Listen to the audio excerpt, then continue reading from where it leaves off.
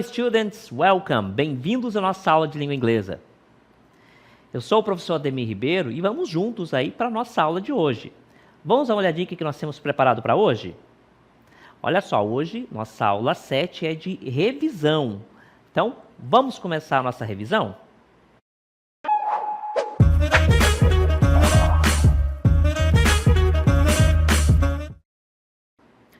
Então, nós vamos começar aí a nossa revisão, né, que vai tratar dos conteúdos vistos. Vamos tratar inicialmente dos verbos regulares, né, esses verbos em língua inglesa, que nada mais são do que uma classificação de verbos que tem uma terminação igual toda vez que eu conjugo no passado, tá? Há alguns verbos em língua inglesa que a gente já percebe que eles são irregulares no presente. O verbo to be é um exemplo deles, tá? Porque mesmo no presente, quando eu conjugo ele já muda 3 vezes. Am, is ou are, tá? Então, alguns verbos são de fato irregulares e a gente consegue ver logo ali quando a gente conjuga no presente. Os demais verbos, eles vão se efetivar como verbos regulares ou irregulares quando eu conjugo no passado, tá certo? Os verbos regulares têm uma terminação única. Isso favorece o aprendizado. Se nós lembrarmos que determinado verbo é regular, quando eu for falar essa ação no passado, esse verbo vai ter uma terminação única, que via de regra é terminação em ed, tá certo? Mas ele vai de fato se concretizar no passado, tá bom? Vamos para a definição dos verbos regulares. Olha só, verbos regulares, então, em inglês, são todos aqueles que, quando usados para falar de situações que aconteceram no passado, usamos o ed no final, tá certo? Então, a definição é a seguinte, que todos os verbos conjugados no passado, têm terminação em ed. Esses são os verbos regulares, tá certo? Os irregulares, não existe uma terminação única, tá? Eles variam, e aí não tem outro jeito, tem que memorizar esses verbos, tá bom? Então, verbos regulares, via de regra, têm terminação em ed. O que a gente precisa ficar atento? A depender da terminação desse verbo, ele pode ser acrescido alguma letra ou outra, ou então pode ser só acrescido ao de, a depender da terminação desses verbos. Mas no final das contas, sempre vai ter terminação em ed. Nós temos esses exemplos aqui, ó, regular verbs, verbos regulares. Como eu já falei, via de regra tem terminação em ed. Primeiro, lake, quer dizer lacuna, né? Que é um espaço ali, né? Olha só, nós temos então, nesse caso aqui, né, uma das traduções, lake, né? Pode ser isso que eu acabei de falar, ou então o verbo carecer, tá? Às vezes as palavras podem ser substantivo, por exemplo, ou pode ser verbo, né? Aí a gente tem que ver o contexto onde elas estão sendo utilizadas. No caso do verbo, gente, quando eu estou utilizando, nesse caso aqui, um verbo regular, quando eu conjugo no passado, ele vai ter terminação em ed, mas somente quando ele for verbo, tá? Há palavras que a mesma palavra ele pode ser um substantivo ou um verbo, por exemplo. Essa regra só vale para os verbos, tá bom? Quando indica uma ação, via de regra. Então, lake, laked, terminação em ed, tá certo? Significa carecer. Repare na terminação, ed, característica dos verbos regulares. Travel, travel é o verbo viajar. Esse verbo aqui, gente, você pode, de repente, se deparar com ele com 2 L's ou só com um L. É comum isso. Aí depende também uma questão de origem britânica, origem americana, enfim. Então, é possível ver essas duas formas, tá? Travel, então, significa viajar. E olha só, traveled, também acrescido de ed. Então, eu viajei, I traveled, ok? I travel, eu viajo. I traveled, eu viajei. E assim eu vou fazendo com todos os pronomes, com todos os sujeitos, tá bom? Differ é o verbo, né, em língua inglesa, né? E olha só a terminação dele. Como é que ele fica no passado? Mesma regra, differed. Ele tem terminação em ed, ok? E significa diferir, né, que vai indicar uma diferença, tá? A terminação, todos eles ed. Esses 3 verbos aqui exemplificam, de fato, os verbos regulares, tá? Todos eles possuem terminação em ed. Essa é a regra principal. Agora a gente vai adentrar naquelas situações em que divergem disso aqui. Todos eles são verbos regulares, que nós vamos ver. No entanto, a terminação deles vai indicar se eu preciso acrescentar uma letra, se eu preciso só acrescentar o D, ou se eu preciso trocar uma letra por outras. É isso que nós vamos ver agora, tá certo? Isso aqui é regra geral, terminação em ED para os verbos regulares. Agora a gente vai ver as exceções sobre os verbos regulares, olha só. Então, os verbos regulares, nós já sabemos, têm terminação em ED, certo? Só que se o meu verbo, gente, tiver terminação em E, como é o caso aqui, eu vou acrescentar apenas o D. Olha só o verbo cause. Significa, né, causar, ele tem terminação em E, certo? Nesse caso aqui, quando o verbo já possuir terminação em E, eu vou acrescentar somente o D, tá certo? No final das contas, haverá ali a terminação ED, que é a característica dos verbos regulares. O verbo use, que significa usar, também possui terminação em E, logo eu vou acrescentar somente a letra D, ok? Porque ele já tem a terminação E. No final das contas, ele terá a terminação padrão dos verbos regulares em ED. O verbo like, que é gostar. Verbo like, né, bastante comum nas redes sociais, né? Verbo like é gostar, ele tem terminação em E, eu vou acrescentar somente o D, liked, que é gostar, certo? Verbo escape também, que é escapar, tá? Ele tem terminação em E, o passado, né, o verbo regular, ele vai ter terminação em D, escaped, tá certo? Terminação em ED, como a regra geral nos diz, tá bom? Então, a regra geral deixa bem claro que as terminações, gente, dos verbos regulares sempre será em terminação ED, certo? Até aqui tudo bem? Mas se o meu verbo tiver terminação em E, eu vou apenas acrescentar o D, que no final das contas vai dar, né, o verbo com terminação em ED, ok? Tem um E no final, eu só vou acrescentar o D, ok? Outra regra agora, uma sub-regra, né, vamos dizer assim, dos verbos regulares. Isso aqui diz respeito aos verbos curtos, aqueles, né, bem curtinhos, como esses exemplos aqui. Se o meu verbo tiver terminação consoante, vogal, consoante, eu vou duplicar a última consoante antes de acrescentar ED, tá? Por exemplo, stop. Eu tenho, então, o T é uma consoante, né? O O é uma vogal e o P é uma consoante. Consoante, vogal, consoante. CVC. Se esse verbo curto tiver terminação em CVC, eu vou duplicar a última consoante, tá? E vou acrescentar ED, tá certo? Stop, tá ok? Então, duas consoantes ali, só acontece nessa situação, se for um verbo curto, com terminação em CVC. Duplica a última consoante antes do acréscimo do ED, certo? Até aqui? O verbo rug, que significa abraçar, tá? Eu tenho, ó, o rug, né? Embora tenha só 3 letras, né? Mas eu tenho consoante H, eu tenho U, que é uma vogal, e o G, que é uma consoante. Logo, eu tenho CVC, consoante, vogal, consoante. Quando eu for conjugar ele no passado, por se tratar de um verbo regular, eu vou duplicar o G, tá? Que é a última consoante antes do acréscimo do ED. Rugged, ok?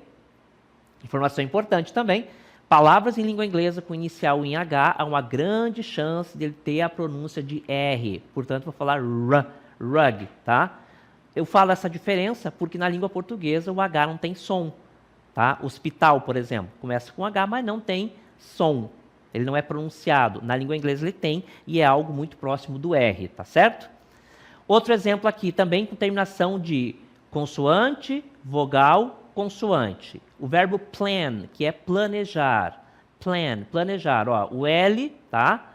O L consoante, o A vogal, o N consoante. CVC, eu vou duplicar a última consoante que é o N. Planned, ok? Plan, planejar, plane, planejei, planejou e depende do sujeito. Perfeito? E por último, remember. Remember também tem terminação ali. Nesse caso aqui, uma outra regra, olha só.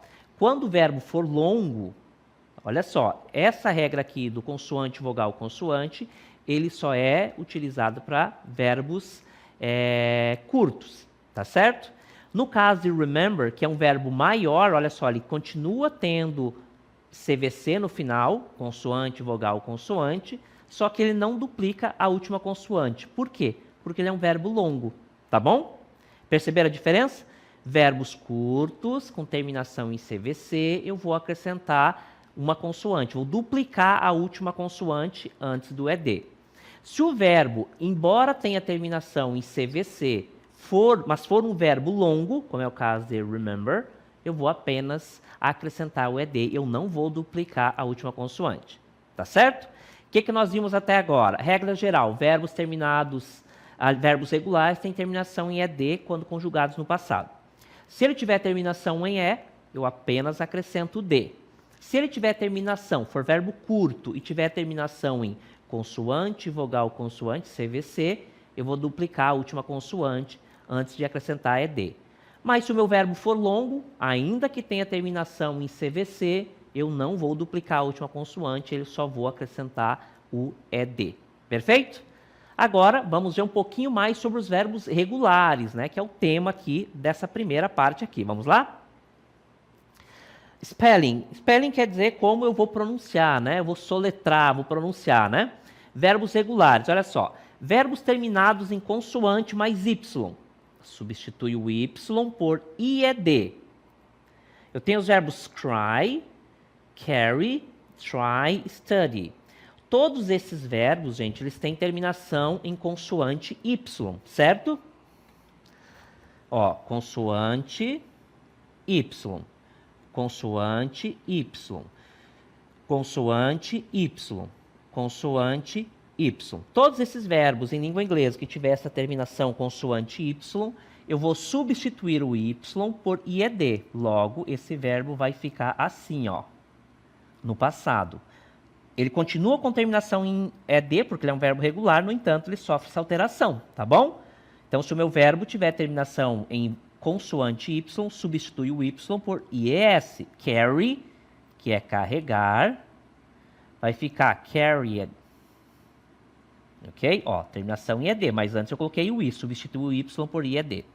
O verbo try, que é tentar, provar, a depender da situação, ele vai também substituir o Y, vai ficar tried, ok? Ele tentou, nós tentamos e assim por diante. O verbo study, também, consoante Y, vou substituir o Y por IED, tá? Consoante Y no final, substitui o Y por IED. Study vai ficar assim, ó. Eu substituo o Y, né, por IED, ok? No final das contas, todos eles terão ED. No entanto, eu preciso prestar atenção nessa terminação, tá bom? Mas isso só acontece, não são todos os verbos com terminação em Y, somente aqueles com terminação em consoante Y, ok? Mais uma regrinha que nós acabamos de ver aqui, então é importante a gente revisar, tá? Verbos terminados em consoante Y, tá? Eu vou substituir o Y por IED, ok? Então, todos os verbos em língua inglesa com terminação em consoante Y, eu vou substituir o Y por IED. Essa é uma outra regra. Vou mostrar agora isso em contraste com a outra situação. Olha só. Se os verbos tiverem terminação em Y, em vogal Y, aí não precisa fazer mais nada. Não vou substituir o Y, eu vou acrescentar ED. Então, verbos terminados em vogal Y, eu vou acrescentar apenas o ED, como é a regra geral. Play também, né, que é jogar, brincar ou tocar, eu só vou acrescentar o ED. Enjoy, divertir-se, né, aproveitar, eu vou acrescentar o ED também, ok? O verbo stay aqui significa permanecer, ficar, ele é um verbo de ligação, tá? Tá bom? Então, se o verbo tiver terminação consoante Y, vou substituir o meu Y por IED. Já se o meu verbo tiver a terminação em vogal Y, eu só vou acrescentar o ED, como a regra geral manda, tá bom? Então, um ponto de interrogação, aliás, um ponto de exclamação sobre os verbos em língua inglesa com terminação em Y, tá?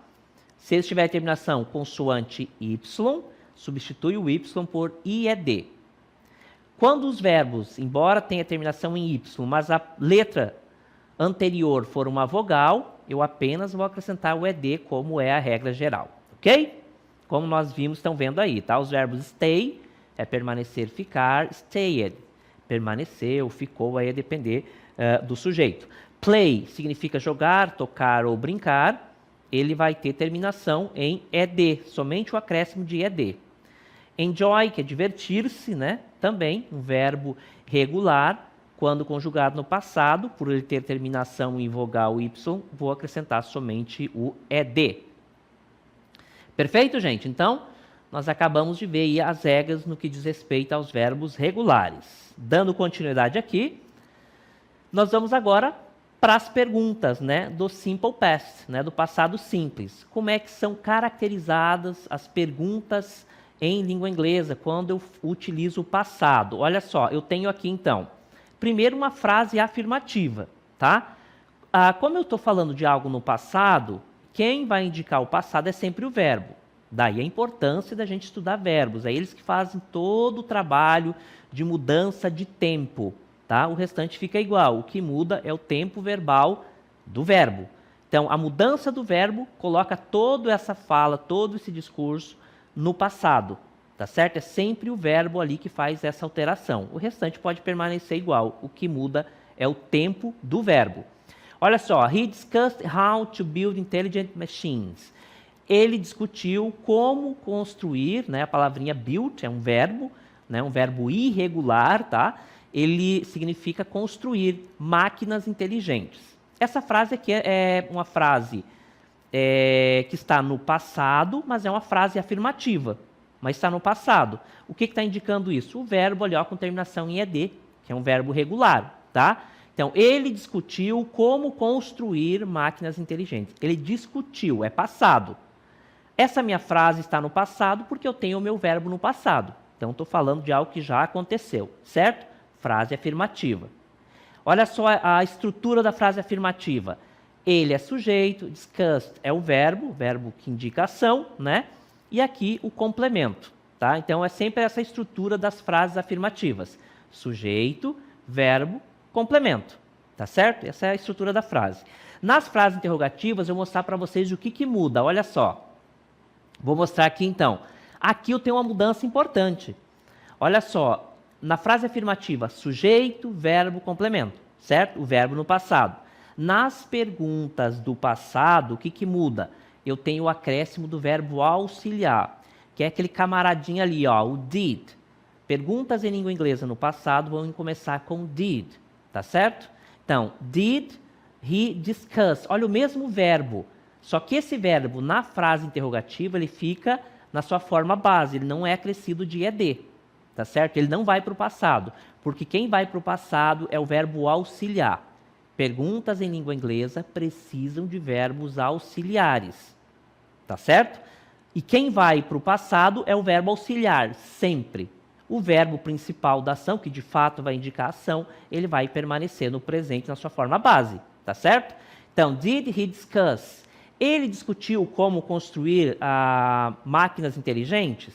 É uma pergunta, e claro, eu vou ter aqui sempre o question mark, que é meu ponto de interrogação, ok? Então, perceberam a diferença? Frase afirmativa, sujeito, que é de quem eu falo, daquilo que eu falo dentro daquele contexto, mais o verbo principal e aí o complemento. Nas frases interrogativas, né, do passado, eu tenho o acréscimo do did, que é o verbo auxiliar, e ele já está no passado. Logo, ele estando no passado, ele exige que o verbo principal fique na sua forma base, no presente. Como é o exemplo aqui. Na pergunta anterior, era discussed, né, indicando que a ação aconteceu no passado. Ele discutiu como construir máquinas no passado. Para saber uma pergunta, né, ele discutiu como construir máquinas inteligentes, eu vou utilizar o verbo auxiliar did, que já está no passado, tá certo? Logo, o verbo principal, ele não está no passado, ele vai ter que estar no presente, porque é o auxiliar que já fez esse trabalho, tá bom? Então, atenção, perguntas em língua inglesa começa com o verbo auxiliar, depois vem sujeito, depois vem o verbo principal. Eu estou falando de uma pergunta de passado. O verbo auxiliar já está no passado, logo o verbo principal permanece na sua forma base, que é de presente. E aqui duas respostas curtas. Yes, he did, é uma resposta curta, porém efetiva, tá? Sim, ele fez, né, ele discutiu sobre isso. ou a resposta negativa, no, he didn't. Não, ele não discutiu. Resposta curta, porém completa, ele sempre vai repetir o verbo auxiliar que foi utilizado na pergunta. Olha só, yes, he did, sim, ele construiu. No, he didn't, não, ele não construiu. Tá certo? Resposta curta, porém completa. Nesse caso, eu repito, tanto na resposta afirmativa quanto na negativa, o verbo que eu utilizei lá na pergunta. Tá bom? Então, essa é a pergunta, o question, né? Tipos de question quando eu estou falando de passado, né? No simple past. Perguntas no simple past começa com o did. Aí vem o sujeito e aí vem o verbo principal que fica na sua forma base, ou seja, na sua classificação como se fosse presente, tá bom? Por quem vai no passado é o verbo auxiliar, ok? Continuando agora sobre simple past, nós temos o seguinte, né? Só aí a definição. Na forma interrogativa, utilizamos o verbo auxiliar did, não sendo necessário conjugar o verbo principal na oração. Observe. Nós temos, did you work yesterday? Olha só, eu já utilizei o did aqui na minha pergunta, tá? Então, já tenho did aqui, olha, já está no passado, logo, eu não utilizo esse verbo aqui no passado, tá bom? Aí, na sequência, nós temos um outro exemplo. Did you work yesterday? Essa é a resposta correta, olha só. Eu tenho aqui o verbo auxiliar no passado e o verbo principal ali na sua forma de presente. Essa é a pergunta correta, ok? Agora vamos para um outro tema, né? Nós já vimos aí o simple past, que são os pontos cardeais, tá certo? Os pontos cardeais em língua inglesa. Vamos dar uma olhadinha? Então, pontos cardeais, ou cardinal points. Nós temos ali, então, o norte em língua inglesa é north, abreviação N, sul, south, não é south, não é north, tá? Ele tem é como se fosse um assopro no final ali, tá? E a sua abreviação de south é S. Leste vai ser east, abreviação é E, e oeste vai ficar west, com a sua abreviação W. Então, north, south, east, west são os pontos cardeais, né, em língua inglesa. Agora, os pontos colaterais. Quais são? O nordeste em língua inglesa vai ser northeast, tá? Nós temos ali a abreviação NE. Sudeste, southeast ou southeast, nós temos a abreviação SE. Sudoeste, southwest, SW, sua abreviação. E noroeste, northwest, NW, a sua forma abreviada.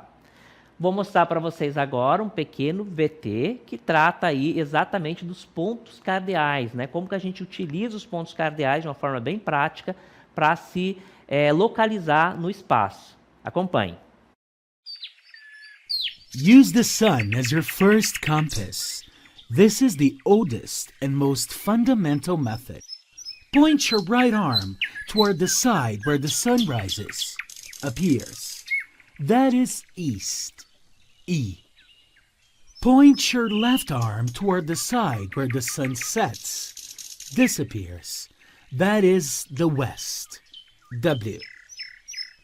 Automatically, in front of you will be the north, N. Behind you would be the south, S.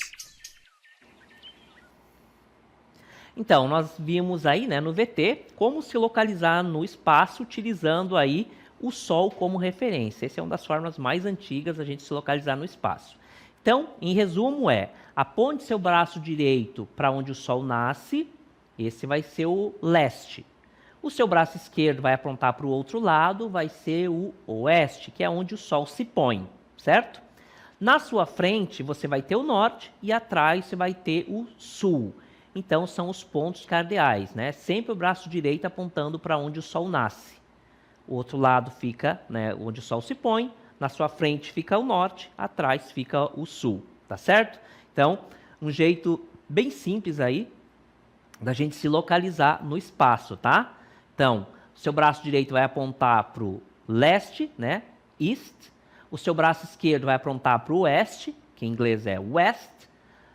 sua frente, né, in front of you, na sua frente, né, em frente de você, você vai ter o norte, and behind, atrás, você vai ter o sul, que é o south. Ok, gente? Então, assim a gente vai finalizando a nossa revisão e a gente se vê na próxima. Bye, bye.